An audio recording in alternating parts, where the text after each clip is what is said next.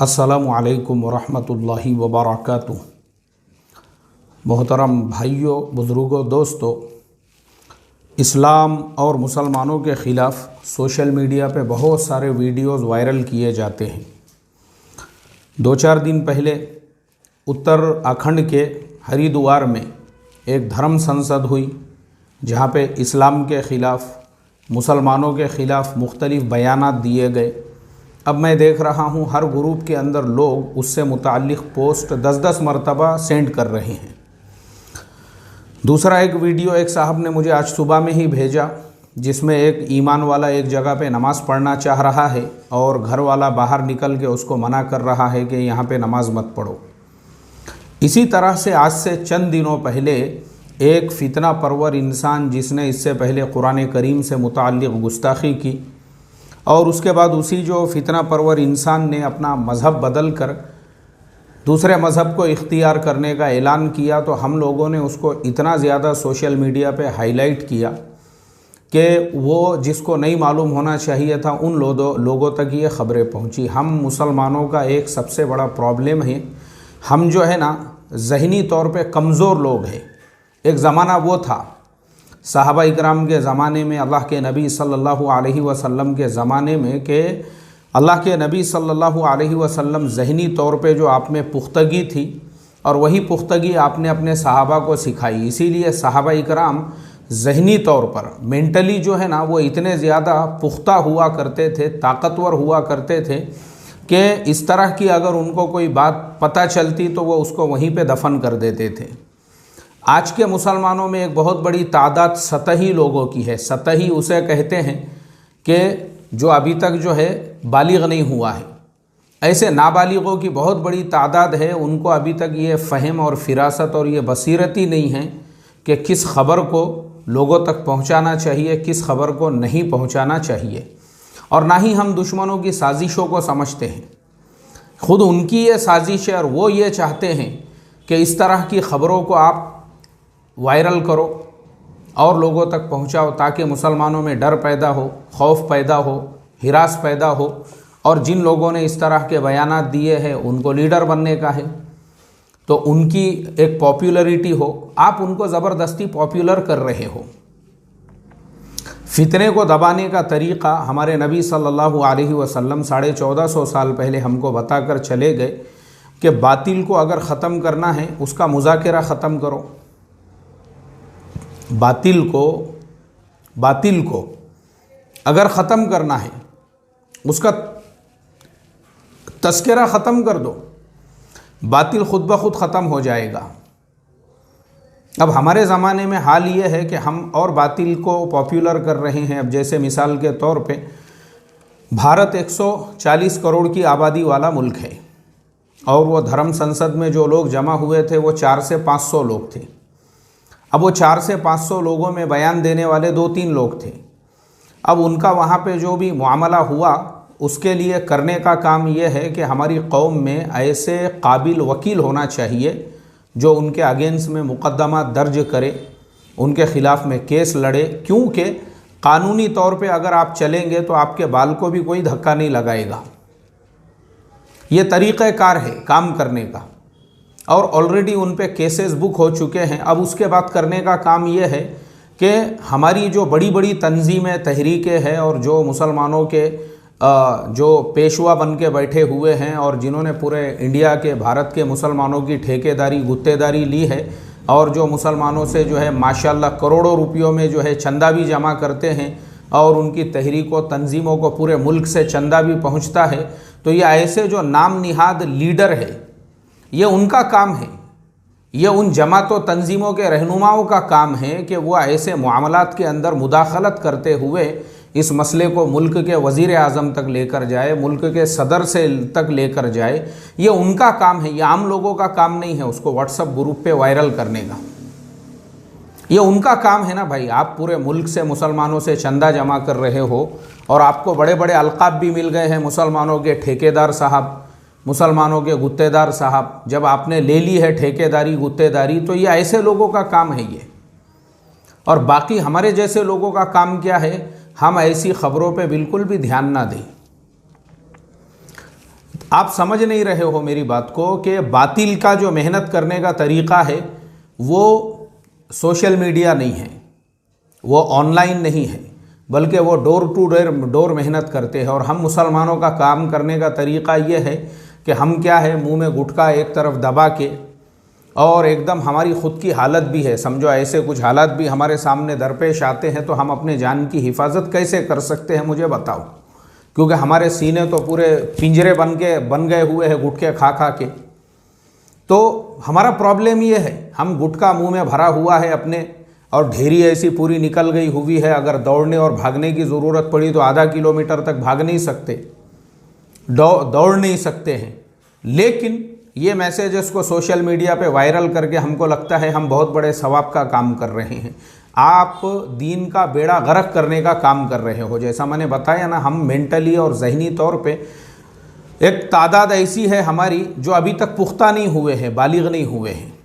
इसीलिए हम जो है ना क्या करते हैं, ऐसे मैसेजेस को हम खुद उनका एडवर्टाइजमेंट करते हैं। हमको इतनी फ़हम, इतना सोच भी नहीं है कि ये काम किस तरीक़े से करने का है, इसका सोशल मीडिया पे वायरल करने का फ़ायदा क्या है, मुझे आप बताओ। सिर्फ आप उनको पॉपुलर कर रहे हो, अपनी कौम को बेदार नहीं कर रहे हो, आप अपनी कौम में खौफ व हिरास पैदा कर रहे हो। ये मकसद है उनका मकसद ये नहीं है, वो कुछ नहीं कर सकते हैं, वो बुज़दिल और नामर्द लोग हैं वो, लेकिन उनका मकसद ये है कि ऐसे बयान देकर आप लोगों में खौफ व हिरास पैदा करना, और आप उनका काम पूरा कर रहे हो। जैसे मैंने नमाज का वीडियो बताया, वो नमाज जो पढ़ने वाला है उसका वीडियो लेने वाला वही है जिसने मना किया, और वो जानबूझ के वीडियो बना रहा है। क्यों बना रहा है?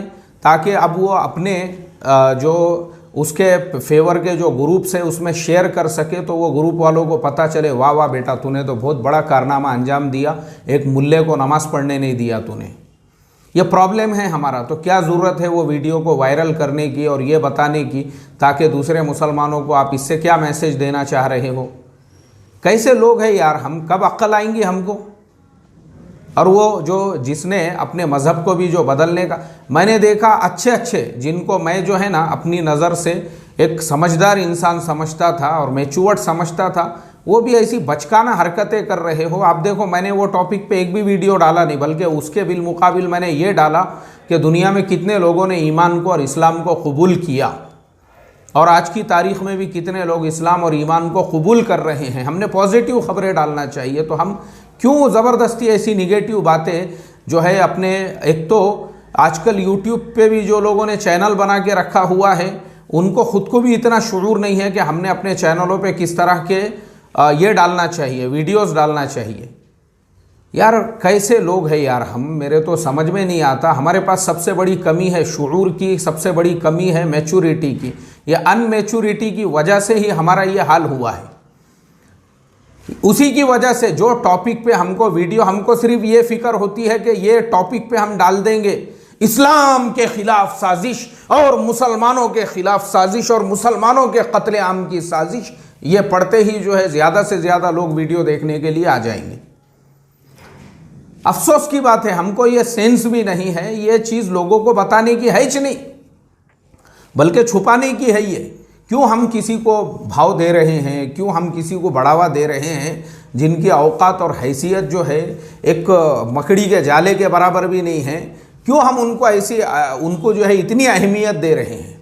प्रॉब्लम है हमारा ये। तस्करा ही मत करो ना भाई किसी का, कायकू कर रहे आप, अल्लाह हिफाजत फरमाए। और उस चीज़ के ऊपर ऑलरेडी हमको कुछ करने की ज़रूरत नहीं है। हम अपनी कौम में व्हाट्सएप पे क्यों चला रहे हैं? वो मसला इंटरनेशनल लेवल पे जा चुका है। दुनिया के बहुत सारे बड़े बड़े अखबारात ने उसको जो है अपने हेडिंग के अंदर उसको छाप दिया। जब अमेरिका और उन मुल्कों के न्यूज़पेपर्स में वो खबरें आ चुकी है, वो पहुंच गई, अमेरिका की गवर्नमेंट तक भी पहुंच गई कि भाई इंडिया के अंदर कुछ लोग जो है इस तरह से कम्युनल साजिशें कर रहे हैं, और वो पहुंच गई अक़वाम मुत्तहिदा तक। हमको करने की ज़रूरत ही नहीं है कुछ। अब हम चुप ज़बरदस्ती उसको व्हाट्सएप ग्रुपों पे और फेसबुक पे और उस पर ये करके अपने ही कौम, क्योंकि देखो हमारी कौम में जो है ना डरपूक और बुज़दिल जो लोग हैं उनकी एक बहुत बड़ी तादाद है, बहुत बड़ी तादाद। हर आदमी निडर नहीं होता है, और हर आदमी का सीना जो है ना वो एकदम शेर के जैसा भी नहीं होता है। अक्सरियत मैंने देखे हुआ हूँ, वो ऐसा डरना और घबराना शुरू कर देते हैं। पहले तो एक दूसरे पे ही शक करते हैं, ये पुलिस का आदमी तो नहीं है, ये आईबी का जासूस तो नहीं है। जैसा मैंने आपको बताया, मेरे साथ खुद ऐसे वाक़यात पेश आ चुके हैं। एक तो वो मसला होता है, और दूसरा ऐसा होता है ना कि खुद हमारे अभी हमने जो है बाबरी मस्जिद कंपटीशन रखा था, उसके अंदर कुछ स्टूडेंट्स को हमने इनाम दिए। बाद में उनका मैसेज हमको आया, बोले वो हमारे जो आपने वीडियो में तस्वीरें डाले और नाम लगाए तो वो मेहरबानी करके निकाल दो। मैं बोला क्यों?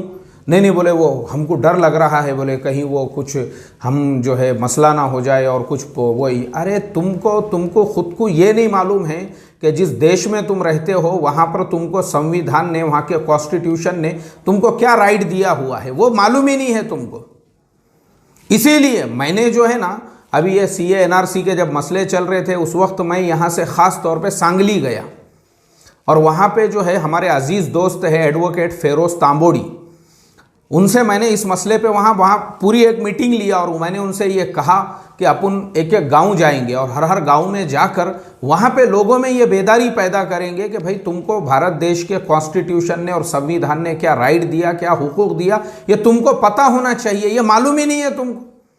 तुम्हारे अंदर इतनी बुज़दिली, इतना डरपोकपन, इतना खौफ, इतना हिरास आ गया हुआ है कि कंपटीशन बाबरी मस्जिद की तस्वीर बनाने का लिए तो उसमें तुमको डर लग रहा है। अरे क्या है भाई ये, क्या इसको क्या तुमने क्या सऊदी अरबिया समझे कि गवर्नमेंट यहाँ पे जो है तुम इस तरह से कुछ करोगे तो फ़ौरन तुमको उठा के सूली पे लटका दिया जाएगा? ये दुनिया का सबसे बड़ा गणतंत्र है, ये दुनिया की सबसे बड़ी लोकशाही है, ये दुनिया का सबसे बड़ा जो है लोकतंत्र है, दुनिया की सबसे बड़ा जो है रिपब्लिक कंट्री है, ये डेमोक्रेसी है। ये मालूम ही नहीं है डेमोक्रेसी किसे कहते हैं, लोकतंत्र किसे कहते हैं, लोकशाही किसे कहते हैं। अफसोस की बात है ये। तो भाई ऐसी हरकतें मत करो, ये चीज़ों को अवॉइड करो, मकड़ी के जालों को अवॉइड करो, और इनकी कानूनी हम इनके ऊपर कैसे जद कर सकते हैं, कानूनी कैसे कार्रवाई कर सकते हैं, कानूनी कीजिए ना। जैसा मैंने बताया, जो हमारे ठेकेदार बन के बैठे हुए हैं, ये उन लोगों का काम है, उन्होंने फ़ौरन इस पे एक्शन लेना चाहिए और उनके अगेंस्ट में मुकदमात और अपनी वकीलों की टीम को उनके पीछे लगाना चाहिए। ये उनका काम है ये।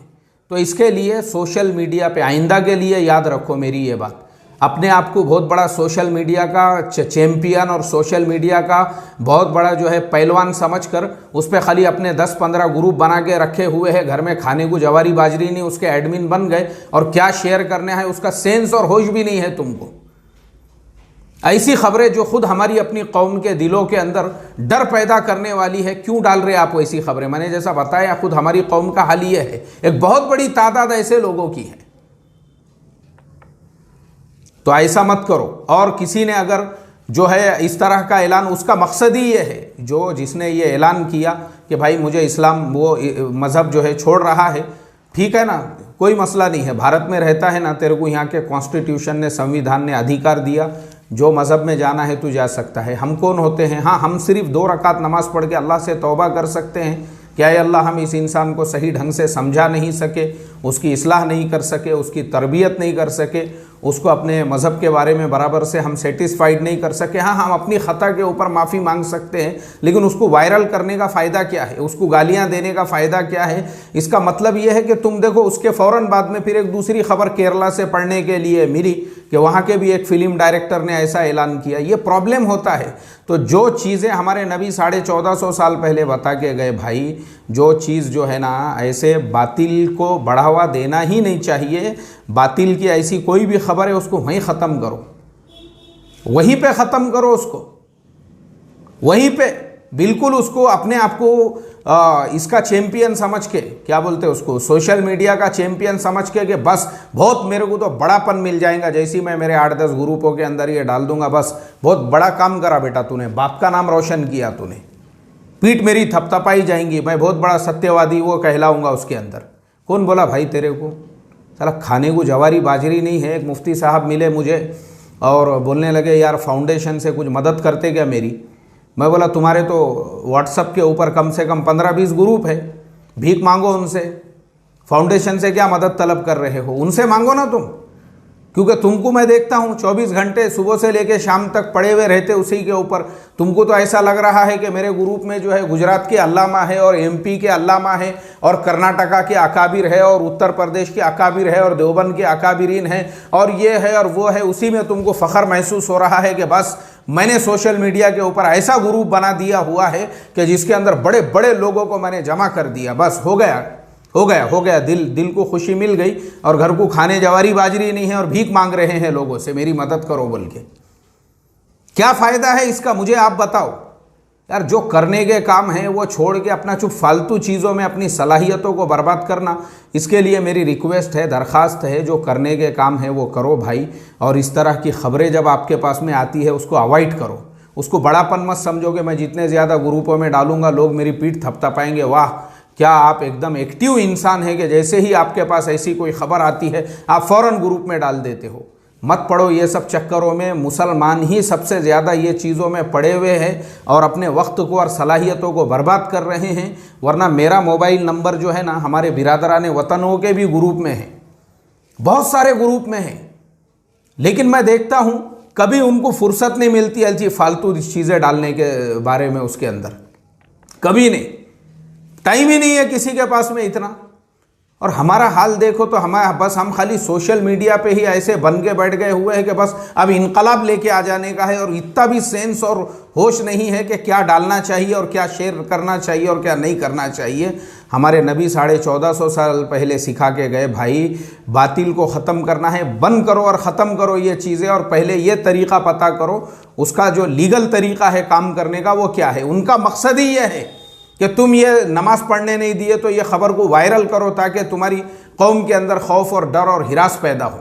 मकसद है उनका ये और तुम उसको कामयाब कर रहे हो। अल्लाह हमको समझ अता फरमाए। अस्सलामु अलैकुम व रहमतुल्लाहि व बरकातुहू।